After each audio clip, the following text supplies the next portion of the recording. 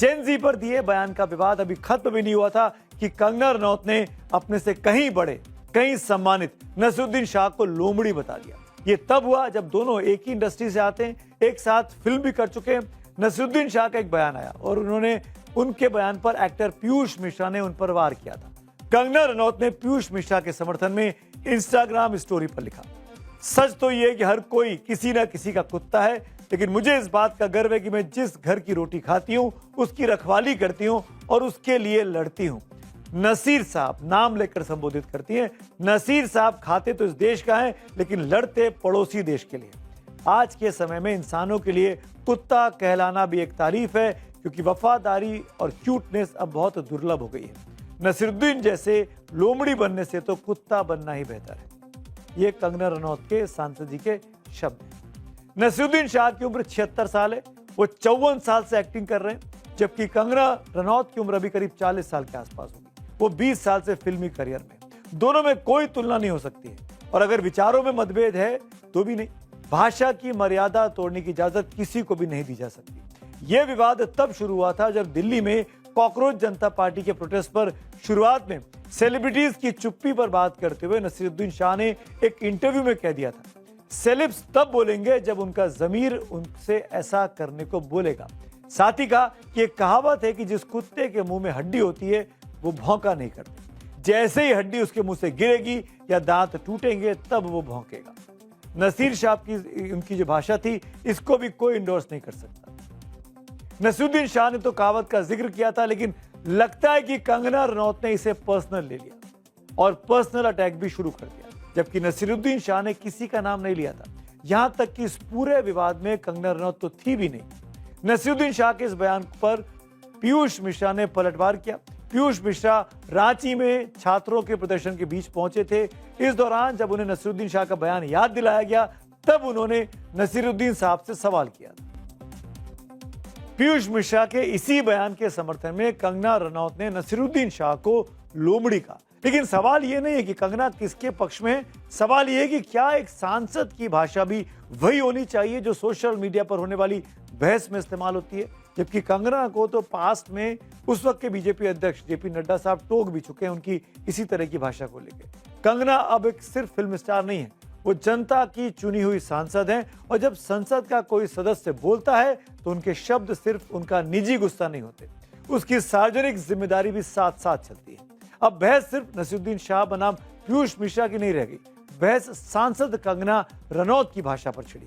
अब अपने बयान का बचाव करते हुए, जी हाँ, पहले तो वो जेन जी को गटर जनरेशन बोलती हैं, फिर उसको कहती है कि नहीं ये तो धरोहर है देश की, क्योंकि मोहन भागवत साहब का बयान आ गया था। आपको होगा, याद होगा मुंबई में जिन्होंने कहा था कि जेन जी जो है वो देश विरोधी नहीं है, वो हमसे अधिक समझदार है, हमसे अधिक देशभक्त हैं। कंगना रनौत उसके बाद पलट गई थी और कहा था कि नहीं ये तो धरोहर है। लेकिन अब फिर उन्होंने जेन जी पर जो गटर वाला बयान दिया था उसका उसी पक्ष में दोबारा खड़ी हो गई है। बॉलीवुड पर सवाल उठा रही हैं, नसीरुद्दीन शाह पर पड़ोसी देश के पक्ष में लड़ने का आरोप भी लगा रही है। ये दोगलापन फिल्म इंडस्ट्री का भी नहीं चलेगा। फिल्म इंडस्ट्री के लोग जो घड़ियाली आंसू जंतर मंत्र के लिए बहा रहे थे, वो सेम आंसू इनको अब ये बच्चों के लिए भी झारखंड में भी बहाने चाहिए। उनकी भी तो दुविधा है। और कोई जेनजी नहीं है, हम खुद युवा हैं, हम खुद नारी हैं, हमें जो है युवा विरोधी बना दिया है। हम क्यों युवा विरोधी बनेंगे? हम तो खुद युवा है, खुद वर्किंग वुमन है, खुद करियर वुमन है, खुद एक ऐसे छोटे मुकाम से उठकर ऊपर आए हैं। ये पाकिस्तान की प्रेम कथा कब खत्म होगी? जब देखो पाकिस्तान के प्रेम में ये मरे रहते हैं। आई वांट टू नो कि अब पार्टीशन को भी इतने साल हो गए हैं, तो ये लव स्टोरी खत्म क्यों नहीं हो रही है? कंगना रनौत जितना सफाई देने की कोशिश करती हैं, उतना ही वो उसमें फंसती जाती है। कंगना के बयान लगातार उनकी पार्टी के लिए भी मुसीबत खड़ी करते रहे। आपको याद दिला रहा हूं कि कंगना ने जेनजी को गटर जनरेशन और गटर छाप कह दिया था, जिसके बाद उनकी अपनी ही पार्टी बैकफुट पर आ गई थी। लेकिन कुछ ही दिनों के बाद तस्वीर बदली। आरएसएस के चीफ मोहन भागवत ने जेनजी और जेन अल्फा के साथ संवाद किया, तो कंगना ने उसके बाद युवाओं की ताकत को धरोहर बताते हुए देश के लिए इस जेनजी की तारीफ शुरू कर दी। देखिए कंगना अपने बयानों पर अब क्या सफाई दे रही थी, ये अतीत के बयान। अगर हम किसी युवा वर्ग को संबोधित करें तो इसका मतलब ये थोड़ा ना है कि सब बताइए मेरा ऐसा कहा मैंने लिखा है कि सब युवा गटर है। मैंने स्पेसिफिकली सम पीपल या सम वुमेन ये मैंने स्पेसिफिकली लिखा हुआ है। देखिए, जेनजी जो है हमारे देश की ताकत है और हमारे देश की एक तरह से बहुत बड़ी धरोहर है। देखिए, जेनजी जो है हमारे देश की ताकत है और हमारे देश की एक तरह से बहुत बड़ी धरोहर है। जो ताजा बयान दिया उन्होंने, जो आप अभी एनआई की बाइट देख रहे थे, उसमें वो कह रही कि सम पीपुल कहा, मैंने सम कंगना, सम को कॉकरोच का। लेकिन जब उन्होंने ये जो बयान चल रहा है, ये जो हरी साड़ी में, ये इसमें सम शब्द का इस्तेमाल कर रही हैं, और जो पुराना बयान था पिंक साड़ी वाला, उसमें वो कह रही हैं गटर जनरेशन। तो गटर जनरेशन में तो जनरेशन तो सभी के लिए होता है, उसमें फिर सम कहां से आ गया?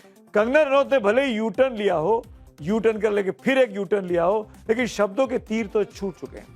और आज की डेट में, सोशल मीडिया के जमाने में, कैमरे के जमाने में, डिजिटल युग के जमाने में कुछ भी चीज छुपाई नहीं जा सकती।